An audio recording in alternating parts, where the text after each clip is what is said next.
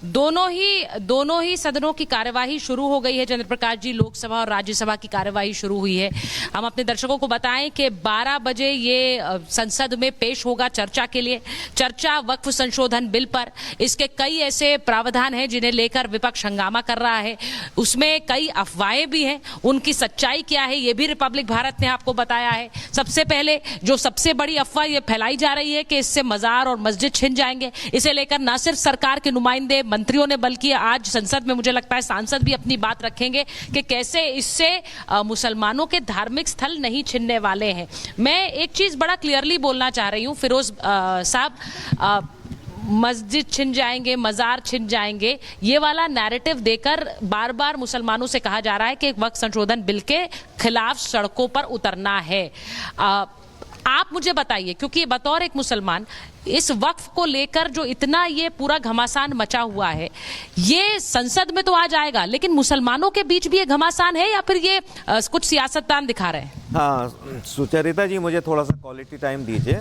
देखिए, ऐसा है कि ये लोग खाली गुमराह कर रहे हैं। अगर वाकई में इनको चाहिए था कि पॉजिटिवली थोड़ा सा एक कंस्ट्रक्टिव तरीके से सरकार को कहते हैं अगर आप जीत जाते हैं तो आप ये काम करिए, एक विडो कमेटी बनाइए, एजुकेशन कमेटी बनाइए और उसमें सीनियर सिटीज़न कमेटी बनाइए, नौजवानों को किस तरह से रोज़गार, इस तरह की कमेटीज़, ये तो इन्होंने किया नहीं।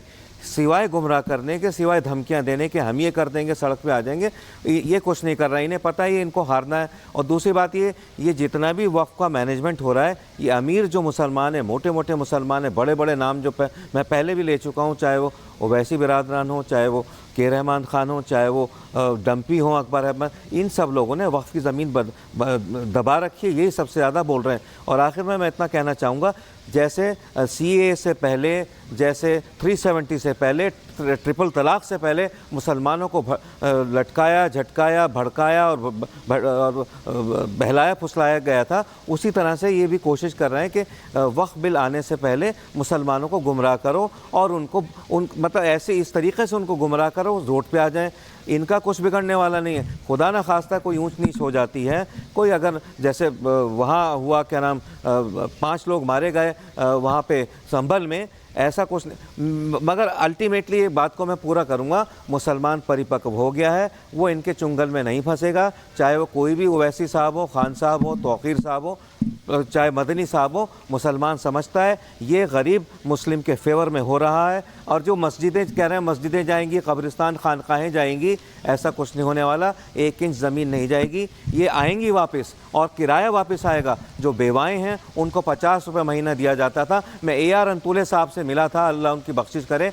उनसे मैंने कहा था, आप मुझे ये बताइए किस मुसलमान का आपने बतौर माइनॉरिटी मिनिस्टर 10 रुपये का, 50 रुपये का फ़ायदा किया था? उनके पास कोई वखान नहीं था, कोई रजिस्टर, कोई रिकॉर्ड नहीं था। इस चीज़ को ठीक करने के लिए कम से कम आने तो दो।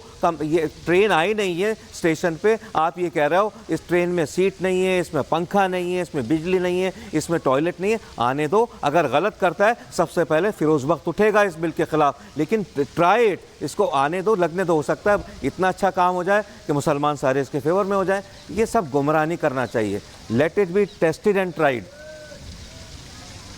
नहीं, और जहां तक मुसलमानों की आवाज सुनने की बात है, मेरा सीधा सवाल ये भी है प्रीति जी और मुमताज जी, कि मुसलमानों की आवाज उस समय क्यों नहीं सुनी गई जब बार बार ये कहा जा रहा था कि वक्फ हमारी संपत्तियों पर कब्जा कर रहा है? वो तब क्यों नहीं सुनी गई जब मुसलमानों के लिए जो वक्फ के जरिए रेवेन्यू जनरेट हो रहा था, उससे गरीब मुसलमानों की मदद होनी थी, जो हो नहीं रही है?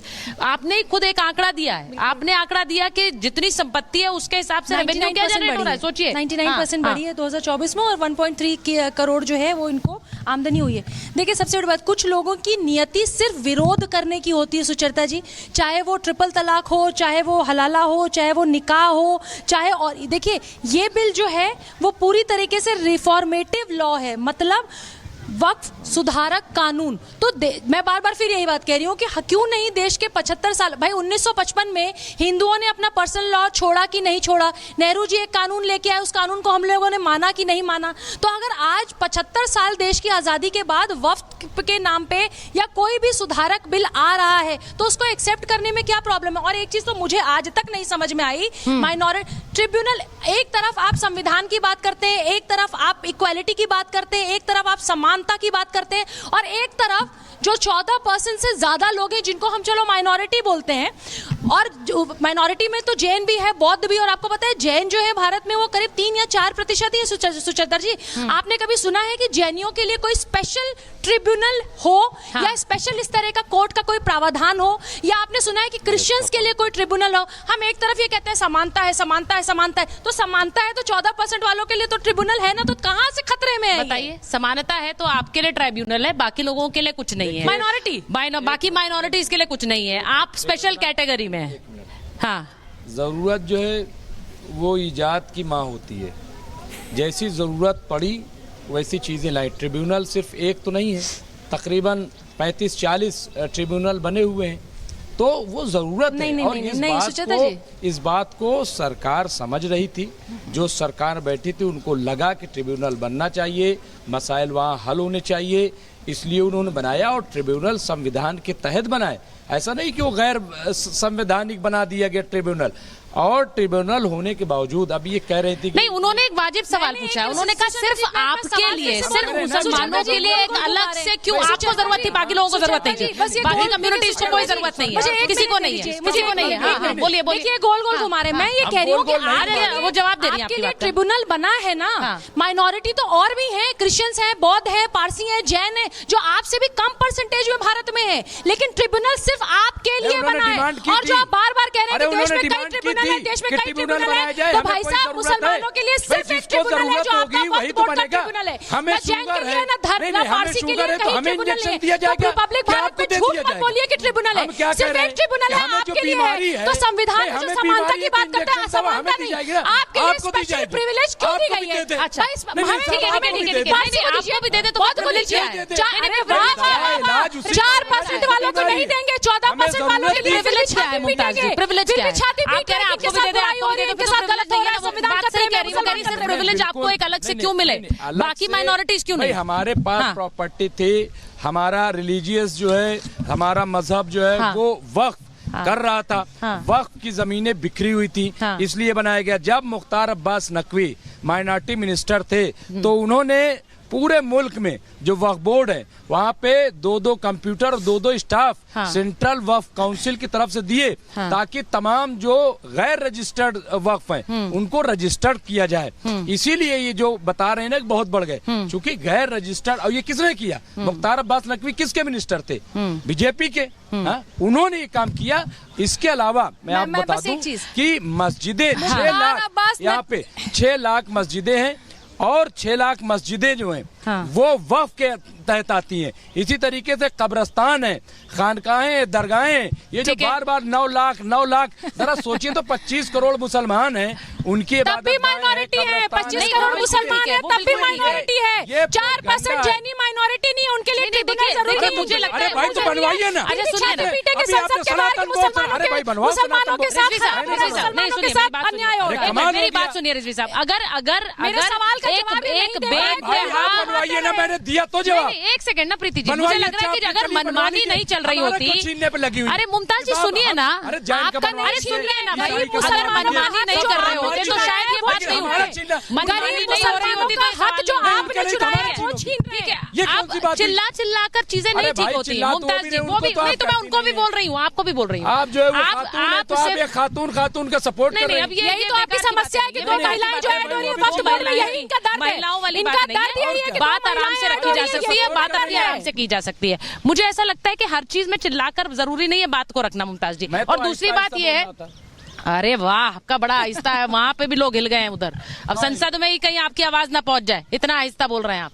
मैं जरा ये चीज बड़ी क्लैरिटी से, फिरोज साहब आप भी सुन रहे होंगे मुमताज जी को, भाई ये एक स्पेशल प्रिविलेज। देखिए इस देश में लोग सवाल यही उठा रहे हैं कि एक स्पेशल प्रिविलेज क्यों मिल रही है, एक ऐसी मनमानी की छूट क्यों मिल रही है कि हाथ रख दो और जमीन आपकी। इसी से तो ये पूरा ये संशोधन का मामला शुरू हुआ था, ये इससे शुरुआत हुई थी। उसके बाद जब पन्ने खुले फिरोज साहब, तो पता चला कि कैसे अलग अलग राज्यों में अलग अलग जगहों पर मनमानी चल रही थी और उस पर कोई सवाल नहीं है।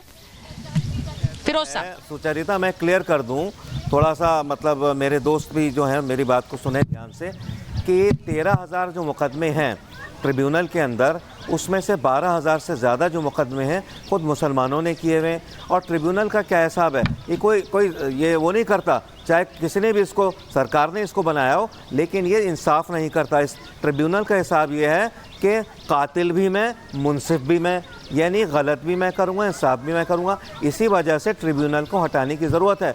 मैं तो ये कहता हूँ कि जितना भी वक्फ बोर्ड का सिस्टम है, बेईमान लोग हैं, बेईमान चेयरमैन हैं, इसके मेंबर्स हैं, वकील हैं, सबको डिसॉल्व करके नया वक्फ बोर्ड बनाना चाहिए। नए और ईमानदार लोग आने चाहिए जो गरीब, जो गुरबा, यतामा, मसाकिन, उनकी मदद के लिए आगे बढ़ें। क्योंकि इस वक्फ बोर्ड से, अच्छा ये कौन लोग अमीर मुसलमान जो हैं जिन्होंने कब्ज़ा किया हुआ है, अपने मॉल चला रहे हैं, अपने एस्टेट चला रहे हैं, वही सबसे ज़्यादा बोल रहे हैं। गरीब मुसलमान का तो बेचारे का 10 रुपये का फ़ायदा नहीं हुआ वक्फ बोर्ड से, लेकिन उनको भड़का दिया कि जी तुम्हारी ज़मीनें खा जाएंगे, तुम्हारे कब्रिस्तान खा जाएंगे, तुम्हारे मसाजिद खा जाएंगे, मदरसे खा जाएंगे। ऐसा कुछ नहीं है। ये सारी ज़मीन जो है इसका रिकॉर्ड बना हुआ है, और चाहे वो सरकार के सुप्रीम कोर्ट भी नहीं ले सकता, PMO भी नहीं ले सकता, प्रेसिडेंट भी नहीं ले सकती, ये ऐसी रहेगी। लेकिन